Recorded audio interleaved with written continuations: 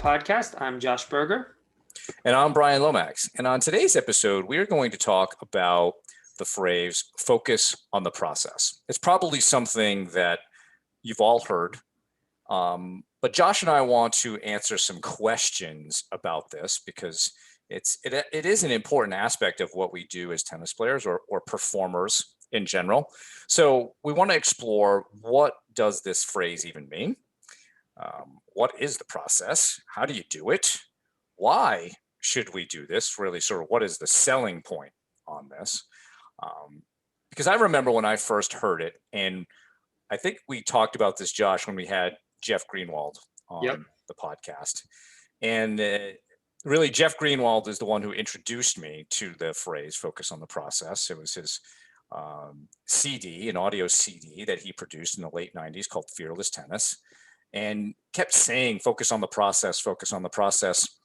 But I either it wasn't there or I missed the part where what the process was. So for a long time, I was like, all right, I think I understand what it means, but I'm not really sure. So I'm going to keep trying to focus on the process, but I really didn't know what it was.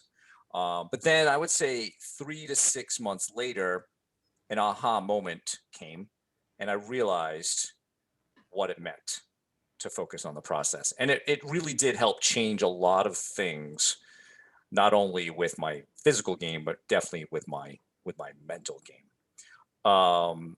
And so I'm curious, Josh, if you recall when you first heard this phrase and perhaps integrated it into what you do. Yeah, I mean, I think I can't pin down the exact moment or the exact time, but if I had to guess, I think it would probably be with my coach, the coach I was working with in high school. And, I would have my frustrations from tournaments I would play or particular matches here and there. And my coach would come back to, hey, we're not playing for this one particular tournament. We're playing, you're trying to improve as a tennis player, and it's more of a long-term thing. You have goals. I wanted to play college tennis at the time. So we were trying to build my game, trying to make improvements for me to, ultimately take that next step and pursue that goal of mine. So it wasn't about the tournament I was playing that weekend, or it wasn't about the fact I had just lost, or anything like that. It was about, okay, we have a goal in mind and there's a process that we're going about in order to get there. And what does that process look like? I mean, we'll dive into some of the pieces, but, we're focusing day by day or week by week, really, on the different aspects of my game that need to be improved in order to get to that next level, in order to achieve those goals.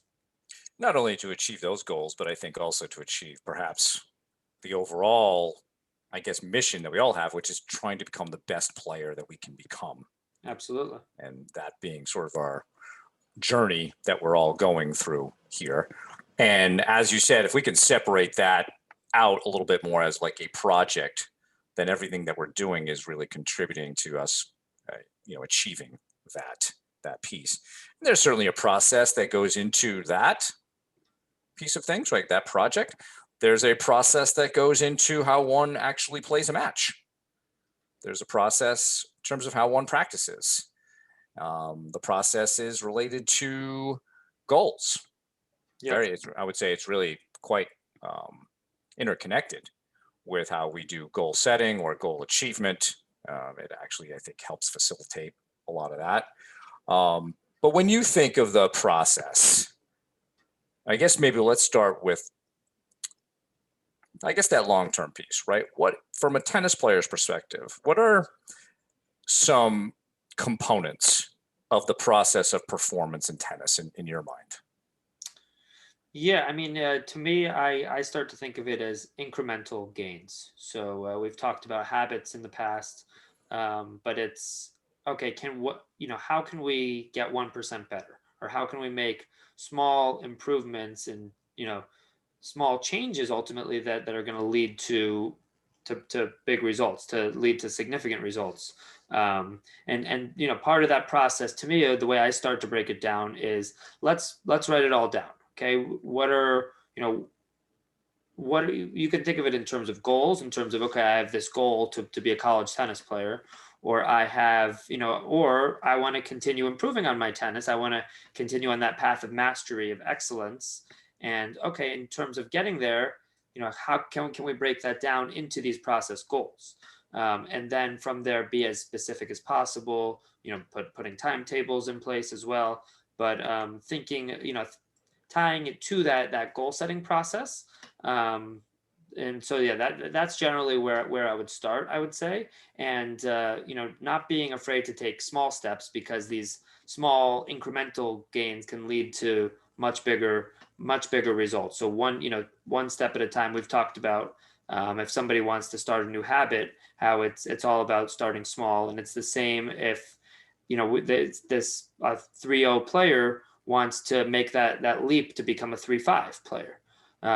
They need to be aware of their game, of their strengths and weaknesses.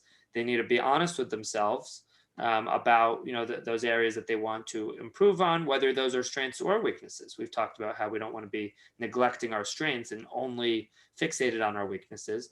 But then breaking down, okay, what if my identity is going to become that of somebody who is a 3-5 player, somebody of that level, what does that mean that I need to do? Right? Does that mean that I need to work on getting my serve to that next level? Does that mean, okay, twice a week I want to go out there for 30 minutes and serve a bunch of balls?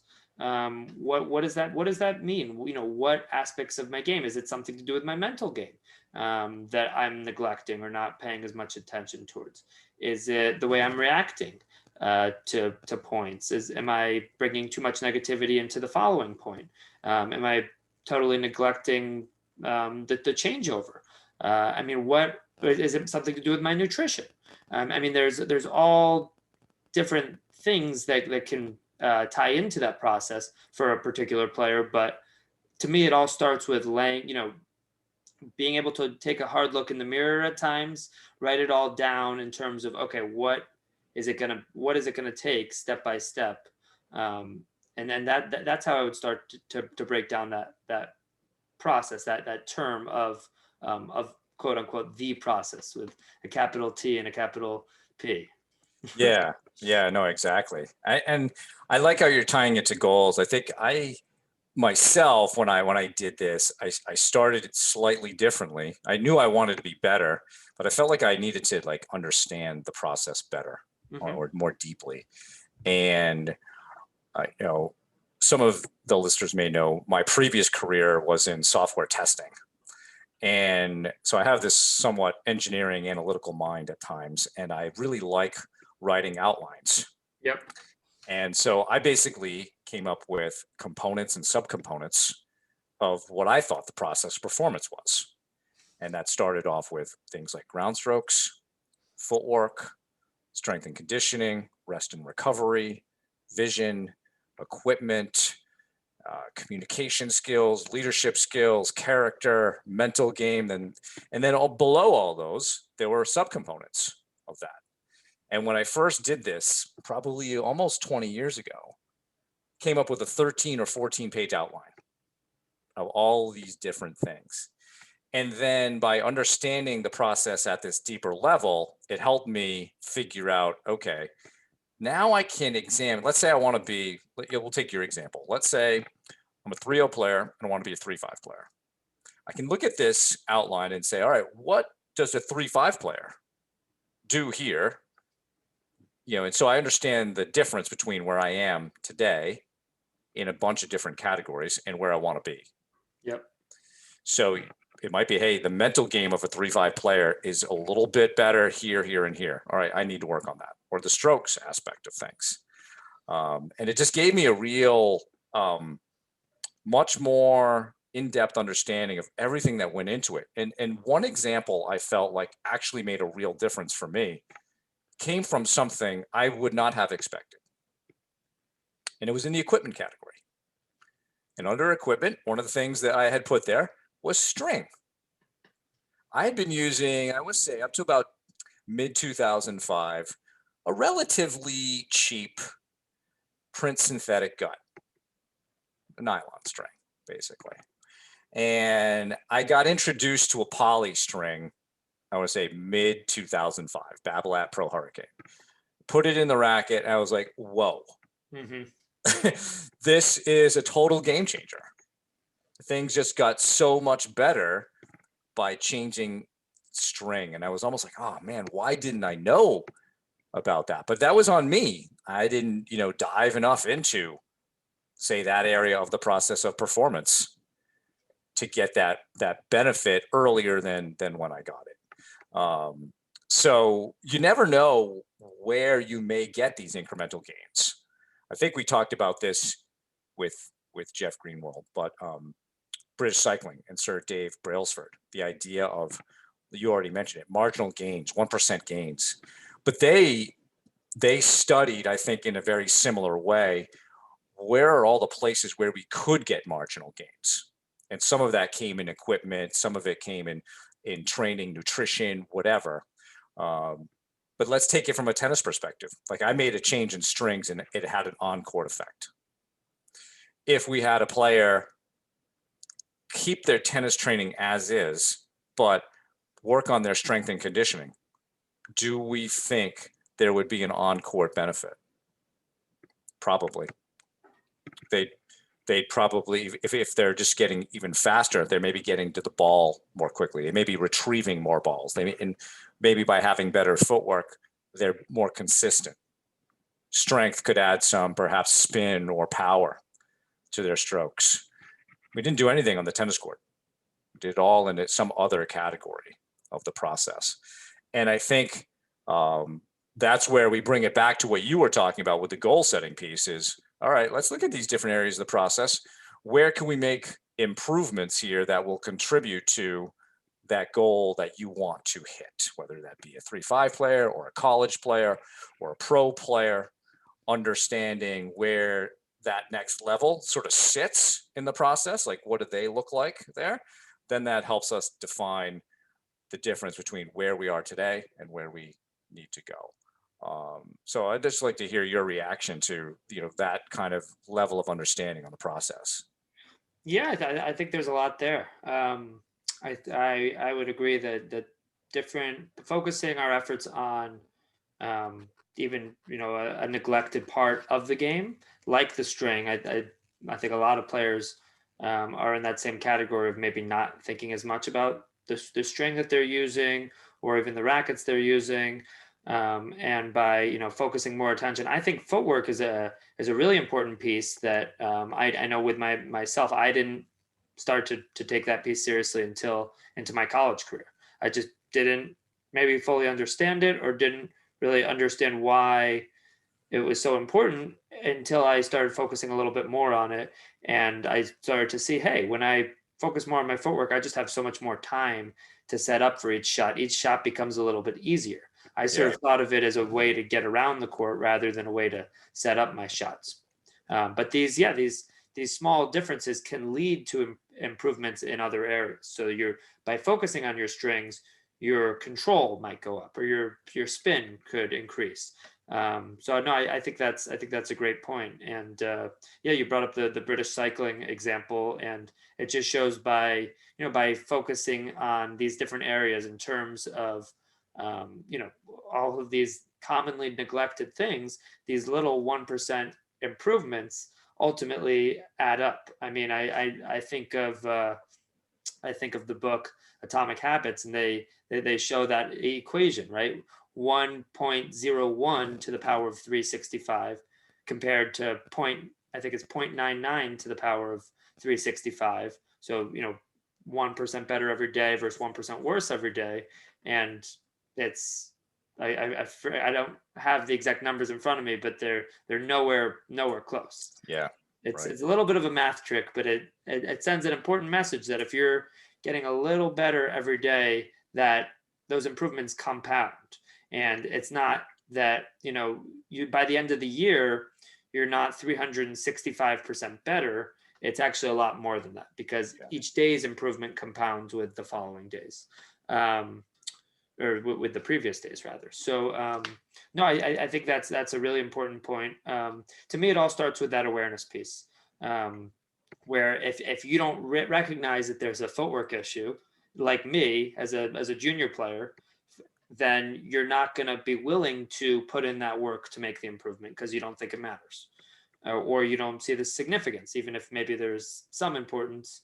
I need to focus on my forehand or my serve instead, and you're not going to dedicate the time towards that. But if you're aware that, hey, my footwork is a little too lackadaisical, and by improving on it, I'm going to have way more time to set up each of my shots, then you can start to put together the process of improving it. So to me, starting there is definitely a critical piece.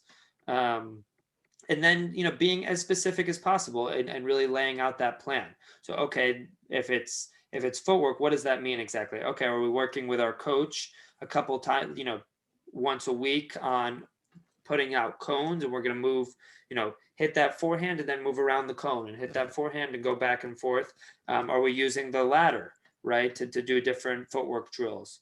Are we watching some videos on YouTube to learn about, different aspects, some of the technical aspects of footwork? What does that process of improving on footwork really look like?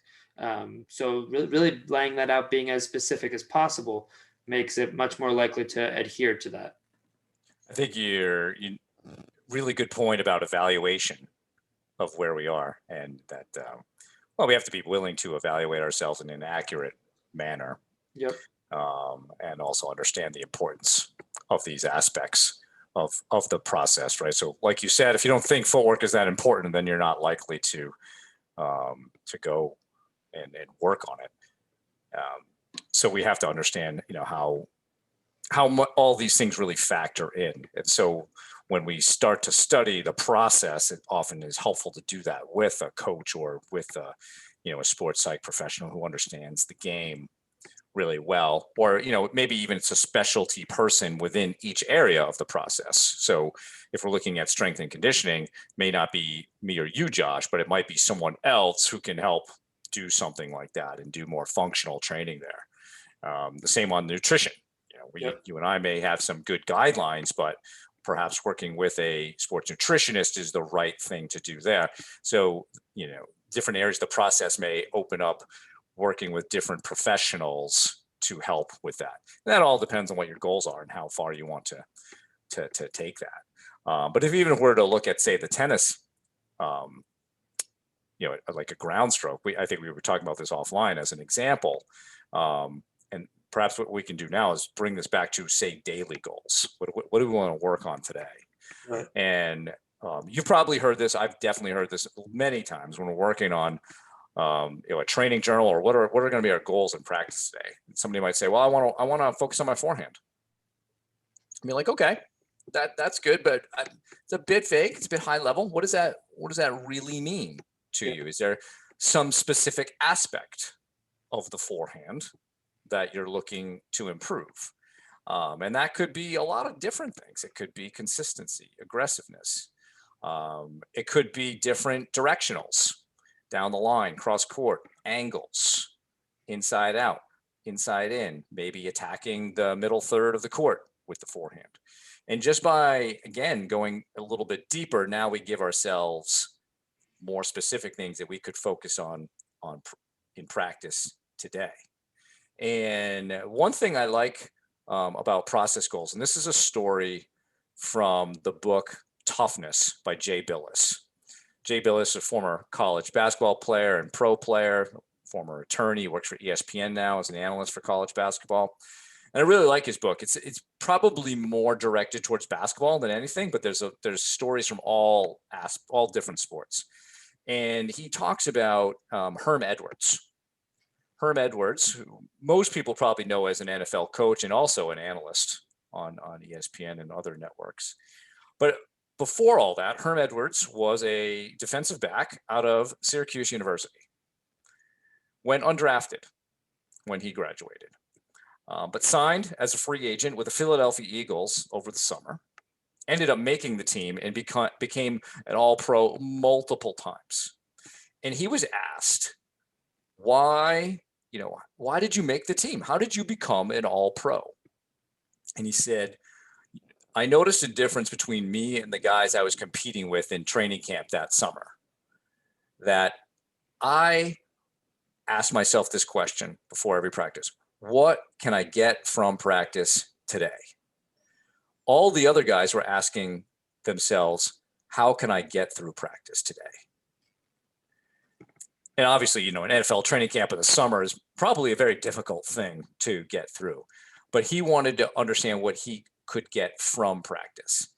The people he was competing against for a spot in the defensive backfield were just trying to get through practice. Huge difference. But when you think about that, that's really when we focus on the process.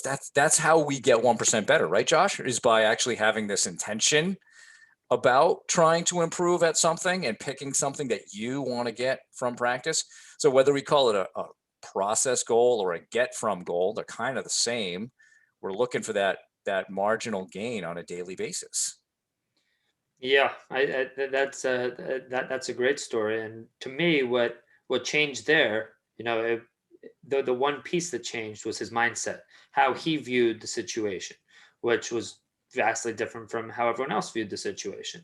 And that mindset that he had allowed himself to learn from his surroundings and to improve each and every time he went out on the field. So by shifting his mindset, shifting his perspective on the topic, he was able to get something from each practice, to learn from each practice and make the adjustments. So I think that's an excellent example of making one small change that ultimately leads to much bigger results. And it's okay, how can we learn from every experience that we have? And we know that that's a big part of the improvement process, right? So no, I think that's an excellent example. I mean, I actually would that reminds me of Novak Djokovic's story, which I don't know if we've talked too much about that, but Djokovic for many years was the number 3 player in the world, consistently number 3 behind Nadal and Federer. And he writes about this in his book, in fact. But for him, it was actually the nutrition piece. His parents, this is actually a funny story. His parents growing up had a pizza place, a pizza restaurant in Serbia. And so he used to eat pizza all the time. And I think in 2011 was his breakthrough year. I think at some point in late 2010, he saw some sort of nutritionist and came to the realization that he had a gluten intolerance, he was lactose intolerant, and was mildly allergic to tomatoes. So all 3 pieces of pizza, the 3 fundamental ingredients to pizza, he at least was allergic to in some form. So he writes about in his book how this started his process of making significant changes to his diet. And he had issues with cramping in the past, really serious issues, to the point where other players would even call him out on it. He had to retire from matches. But those improvements that he made turned him from a guy who was consistently number 3, looking up at Federer and Nadal, to a player who over the last decade was arguably more dominant than any other player, I would say, over that decade. And I think it had a lot to do with those changes he made in his nutrition, and that one piece of the puzzle that he chose to focus on. It wasn't the footwork piece, it wasn't any other piece. It all started with that nutrition piece and turned him into a player that is now sitting at the time of recording 17 grand slams. By the time this episode is released, could be 18. So that one piece of his process, that one piece of the puzzle that he changed, and he changed his process on the nutrition piece, led to a complete transformation. Absolutely. Yeah. And like you said, he would have to drop out of matches or cramping. And then he becomes a guy who essentially wins a 6-hour final against Nadal. Quite the transformation there. So he's a great example. And it doesn't mean he wasn't working on other things, but it just shows you that by having this broader view of what goes into that process of performance, it really is quite helpful. So let's talk about why. Why should we do this, Josh? Like, why? What's the selling point? We've been talking a lot about sort of improvement pieces, but is there a selling point when it comes to winning and losing? Yeah, I mean, to me, the way that I like to think about it is trying to have this long-term perspective. I talked about the conversations I would have with my coach in high school, and him and I would talk about, hey, it's not about this match or this tournament. We're trying to build you as a better and better player, and it's the same thing. Where if you look at the stock market, for instance, we don't want to just look at today's results, the ups and downs of today. We don't want to look at just the last week, but we want to be able to zoom out and see over 3 years or 5 years or 15 years, okay, what is the general trend of the way things are going? And to me, it really is the same, where we want to be, focusing on doing the little things right, putting, getting 1% better every day, learning new things, making these small improvements that might seem insignificant at the time, because when we look back at it 3 years down the road, 6 months down the road, it's clear to see all of the improvements. I mean, and the transformation. There's a great quote that I'm sure I'm gonna totally mix up here, that is, life can only be lived forwards, but it must be understood backwards. So when you look back at things, it's easy to see those changes that you make and the impact that it has. So by to me, it's okay. Let's not just focus on the last week. Maybe you're frustrated, you're going through a bit of a slump, and having a tough couple months, whatever it is. We're not just gonna focus on that or that one bad day, but let's zoom out a bit. Let's look at how far you've come, and let's look at where you want to go, and let's focus on how we're going to get there. And to me, that's all about the process. To me, that's all about what needs to be done day by day, week by week, in order to get there. We're not going to get fixated on that one tournament, right, where we blew that lead and lost that match, or lost to our friend, or whatever it was, double faulted the match away. It doesn't matter long term. There'll be plenty more matches, plenty more opportunities. Our goal is to become a better tennis player. It's to master the sport, to be, to reach the highest level that we can. And in order to do that, that's not going to be on focusing on the outcome of each match. That's going to be on focusing on the improvement process. And I'll take it down like maybe one level here, because I think part of the process is also the process of playing a match. Yep. And so this was another outline that I made because I wanted to help other players understand not only sort of the bigger process, which I think we've really done a pretty good job of covering, like what goes into that. But if you were to lay out what all the little things are that go into the process of playing a match, they could be things like your routines, your breathing, your body language, how you talk to yourself, your footwork within a match, game plan or patterns that you want to play, how you do what you do on the changeovers, what you might be thinking, what you do with your eyes. And this is another aspect of simply focus on the process. So when you're playing a match, it comes down to those controllables. Everything I just named is controllable behavior. And if you are able to bring excellence to all of those little things in the process, I think you can correct me if I'm wrong, Josh.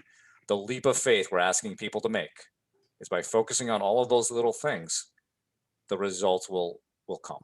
They will eventually improve as you get better at all of those little things in the process of playing a match. Focusing on winning generally just brings about more pressure and anxiety, and it becomes a cognitive interference when it comes to you playing up to your potential.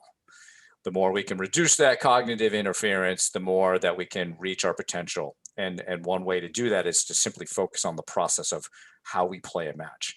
Therefore, we also have to understand that at a deeper level. What goes into that? Do we have routines? Do we know what to say to ourselves? Do we know how to react or respond positively after a point? And so to me, that's one of the big selling points of focusing on the process, is learning the process of performing in a match and then just focusing on all those little things. Get really good at all of those little things, and you'll start to see your game improve. You'll start to see your results improve, and then that obviously contributes to the rest of your career. Yeah, yeah. As you were talking about sort of this leap of faith and on how we want to be focusing on doing the little things right. It actually reminded me of our one of our first episodes, episode 2 with Brian Barker, Mhm. how you compare two different players, and one of them is going to focus on that process of improvement, on their character, on being the best person they can be and the best tennis player that they can be, and the other one is going to do that same thing, but they're also saying, yeah, but I need to win. Who's gonna do better when it comes down to that pressure moment? Which of those players is going to be feeling more pressure? The one that says, I'm just going to do the best I can do, practice, this is a chance to show off, and demonstrate what I've been working on, or that player that really feels like they need to win. And I think it's not even close. There's just a huge difference there. So, and I mean, the other thing to mention, at least from my point of view, is that it's counterintuitive. Human nature is that we want to focus on our results. Every time we're out there, people are competitive. People tend to focus on winning and think about winning as they're competing. So, as you said, Brian, it's that leap of faith that ultimately we're going to perform better, as counterintuitive as it is, by not thinking about the result, by Yeah. focusing on how we're going to get there instead of where we're trying to get. I mean, and don't we all want to win anyway? Do Right. we actually need to think about it? I mean, it should somewhat be understood at a certain level. And I've told many of my students, like, I know you're super competitive. You don't need to think about winning. I know you're trying to win. So let's not talk about that. And let's talk about, how we actually get there. You just said something that reminded me of a quote I read today, and this is from someone you've quoted in the past, Ken Ravizza. You like that? You like him a lot. He's um, someone unfortunately passed away a couple of years ago, but he's one of the greats in sports psychology. Um, and he said this, and I think I think the idea of fun and enjoyment is a part of the process, right? Or should keep the pleasure of competition greater than the pressure of competition. And it's a great reminder when we're out there that this should be fun. We should be enjoying it. Of course, the nature of the sport is going to throw some, barriers to that. It's going to give you some adversity to deal with.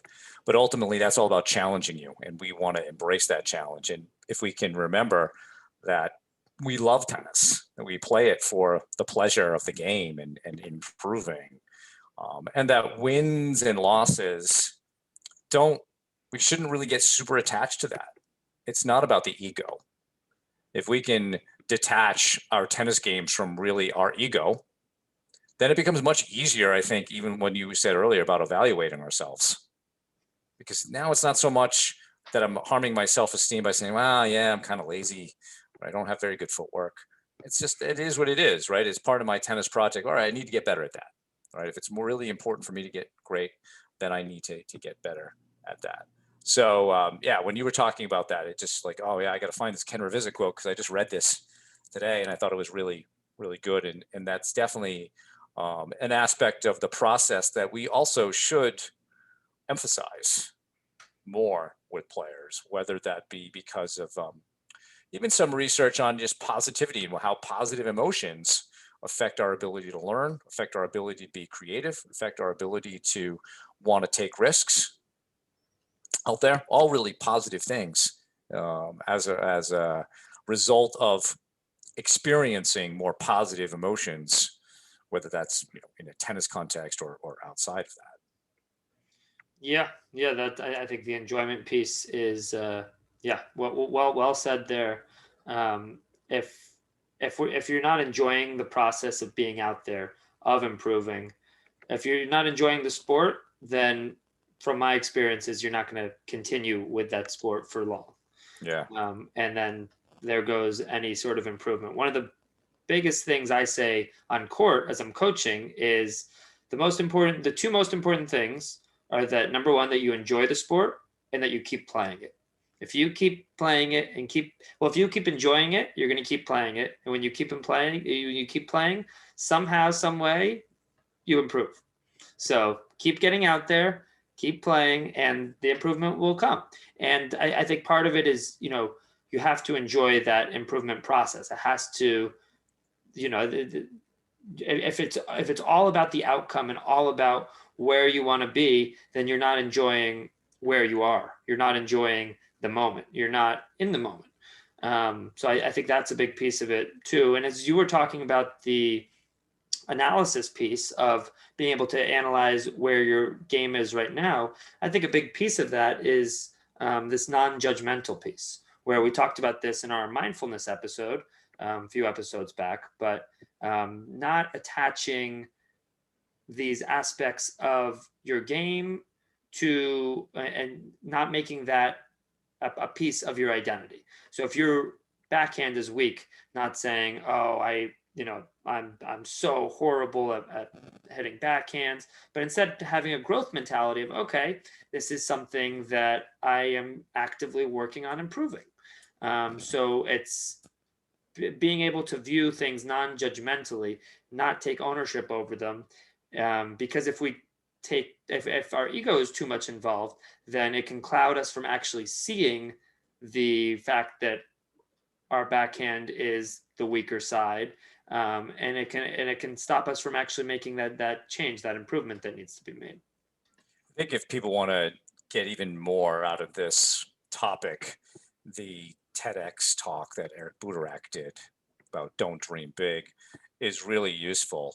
Um, and yeah, he talked about one of the things that really helped him when he uh, moved to Europe and started to train to be a professional was learning to enjoy the daily struggle of becoming 1% better. And that's what it is. It is a struggle. It's not easy. And we shouldn't expect it to be easy. We shouldn't necessarily even want it to be easy, because we don't tend to appreciate things that come easy to us.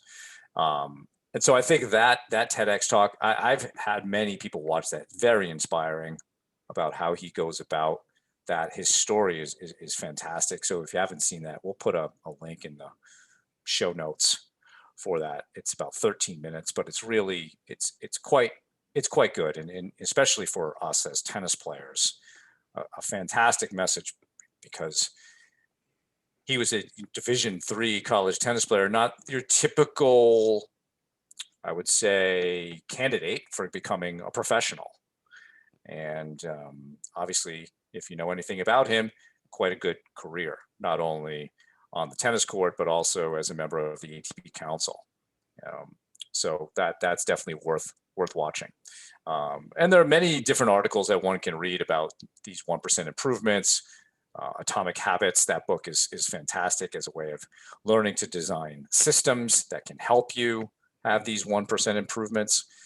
And I think another aspect that we struggle with as humans or as tennis players is those 1% improvements aren't necessarily easily seen from day to day. Can't really, so like, you and I, Josh, we go out and work on something today and we may not notice it tomorrow. But like you said earlier, 3 months from now, 6 months from now, a year from now, we'll notice a huge difference. And so we've got to also trust that process, that it will work for us by being that intentional, that deliberate, that purposeful, that our games will eventually get to where we want them to be. And so I think our message here, you tell me if I'm on the right track, is really understand all the little things that go into performance and start to try to look at areas, evaluate where you are, and try to be excellent in some of these areas and see how they can improve your game. May even want to understand whatever that next level is for you. What do they do? And all right, how do I get better at that item? And then if you're in a match, it's simply about just trying to bring excellence to all the little things. Yeah, I think that's an important takeaway, about bringing excellence into each piece. And sometimes that you can do that by being around some of the people that are of that next level, or of what you're aiming for. In terms of, we talked about the 3-0 player trying to get to the 3-5 level. Maybe it's okay. Are there some 3-5 players that we can hit with on a regular basis, so we can have that first, so that we can see firsthand what they're doing. How do they train? How serious do they take practice? Are they hitting each ball with a little bit more intention, right, in terms of the direction of the shot, rather than just trying to get the ball in the court? Are they moving their feet a bit more? So to me, it's a lot about, in order to learn how to be a 3-5, hanging around some 3-5s and seeing how they operate on a daily basis can make that a lot easier. Yeah. And I think maybe the last thing I would like to hit on that I think could help facilitate this even more is the idea of establishing some sort of reflective practice. Mm-hmm. So being able to set goals, whether that, like a player journal, writing down some things you want to focus on, but then after practice, reflecting on how you did with those things. And they could be simple things where you just rate them 1 to 10 on your goals. You could do a little extra writing about what went well, what needs work. Um, or you may even go a little bit further and come up with some variables, some performance variables that are important to your daily performance. And it could be you might want to measure where your confidence was today, where your intensity was, your energy levels, where were they, your focus. You may come up with a list of different things. I know I have a set of performance variables that I share with students sort of when I begin to work with them. It's about 13 things, but then we change it based on who they are. It's sort of a starting point, like you and I do with a lot of different things. We give people a framework to start with, and then we tailor it to who they are. And it has things on there like, confidence, focus, intensity, energy levels, routines, etc. And it gives you a very simple way of just measuring, 1 to 10 or 0 to 100. How did I do with that today? Did I bring some awareness to that, etc.? And just by having that reflective practice makes the idea of going 1% better each day a little bit easier, because you mentioned this earlier, Josh. How do we carry forward the lessons of today if we don't actually take time to understand what the lessons of today were? And that's, I think, a gap typically is we go, we practice, we leave. We may do the stretching, the foam rolling, getting some protein, but there's not necessarily kind of a data dump of what just happened there, so that I can have maybe even better goals for tomorrow. No, I definitely agree with that. I think, as it relates to a reflective practice, I think, for tennis players, the two pieces are, reflecting on our training, and okay, are we doing everything that we want to do day in, day out, in order to achieve those goals, in order to reach those heights that we want to achieve as a tennis player, or whatever those, wherever we're trying to get. And then there's also reflecting on our matches. Maybe we're trying to become better competitors, or more match tough, or whatever it is, and being able to reflect on that performance and on that competition, on that particular match or tournament or whatever it was, so that we can learn from it, right? So that process of becoming a better competitor, or of being more mentally tough in high pressure moments, becomes a lot easier when you've reflected on it, when you can non-judgmentally, again, look at that experience and draw some conclusions. Think about, okay, what would we have done differently? What did we learn from this? What did we do well? What did we not do so well? So that we can make those improvements. If we never reflect on it, how can we really expect to improve? So, to me, it's, we can break that down into reflecting on the practice process and the training process, and also on our competition. Yeah. So what would be the takeaway, or one or two takeaways, Josh, for the audience that you would like to kind of end this with? I would say two things. I would say, number one, trust. I know it's part of that phrase, the trust the process phrase, but I think the trust is an important one because you don't see the improvements every day. So you have to have some faith that this is going to lead somewhere, Yeah. in order to keep with it. So that's part of it. And number two, that improvement is gradual. It is 1% better. It's not trying to get 50% better on a given day. Where if I'm working with a player on their serve, they shouldn't expect to learn the kick serve and be able to perform it well on that first day. And it's the same with if we're trying to make those 1% improvements on any aspects, right?